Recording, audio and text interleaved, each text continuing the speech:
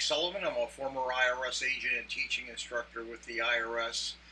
Welcome to my YouTube channel. I worked at the IRS for a decade. I am a expert in IRS tax resolution matters. I thank you for listening. I have a whole team of former IRS agents on staff, tax attorneys, CPAs, and all that good stuff. I want to talk to you today about the Form CP 3219N, which is the notice of deficiency. It's a 90-day letter to go ahead and to petition yourself to go to tax court. Many people don't know what to do when they get this letter.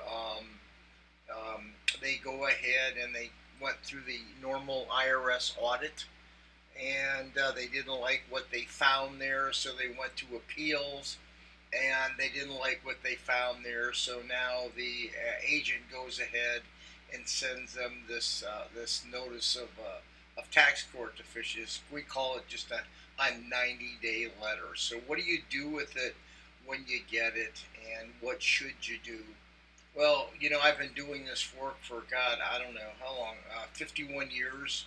I worked at IRS for 10 long years, and most people get this letter, and they either want to fight it, they don't know what to do with it, or they don't have the money.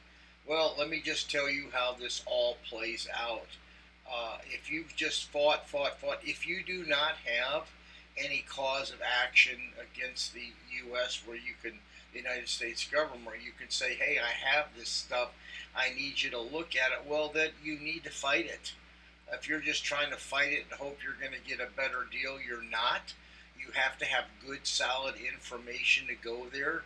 Some people never got their information. All of a sudden, they're stuck with this notice of deficiency and say, oh my God, what do I do now? So let me tell you what you should and you shouldn't do. If you have substantial information to go ahead and overturn what the original auditor said and appeal said, then you go ahead and go forward. If you're just hoping and crossing your fingers you're going to have better luck in tax court, and you're not, that's not going to happen to you. You have to have information that's going to change what the IRS initially told you. So a lot of people just say, well, should I file or should I get a person to file? Well, let me tell you, if you don't have any money and you're hoping this is going to get better, do not do anything, because it's not going to get any better, and I'm being honest with you.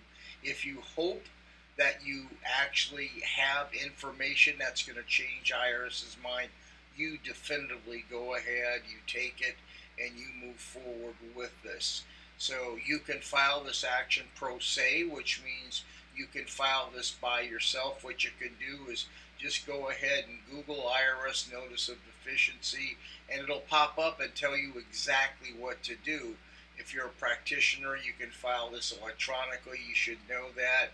For the normal person, you can go ahead and send that directly into Internal Revenue Service and to the United States Tax Court. Let me tell you what happens at this point forward so you understand. So your case gets actually docketed in court. It has a docket number that you can follow. Generally, 99.9% of the time, they're going to kick this case back to another appeals agent to look at, where you're going to have a second shot at it. You'll be able to contact the attorney who's handling this case. They don't want to take all the cases to tax court, so they try to settle them there. But if you don't have any new information, you're not going to change your mind. You're wasting your time. But if you do, you always move that case forward. So we can do that representation if you need it. We are former agents. We have tax attorney really on staff. So if you need us, feel free to go ahead and contact us. But take this seriously. If you do nothing, IRS will definitively go ahead. And they will set up a deficiency against you, a notice of assessment against you, and they will go ahead and collect the money after that 90 days. So after that 90 days, your case gets closed. It gets sent to the service center. At the service center, it gets rerouted into normal collection cycles. So you will start out to get a CP14, CP 501, CP 503, CP 504. So if you have any questions or you got a case that's worth bringing, go ahead and give me a call. I'll at least give you a really solid answer on what you need to do. But remember, you do have your shot in court. And by the way, for small cases, represent yourself. Represent yourself pro se. You don't need anybody. If you have a larger case, you always want to get represented, but make sure you have a case. Don't waste your time, your money, and anyone else's time.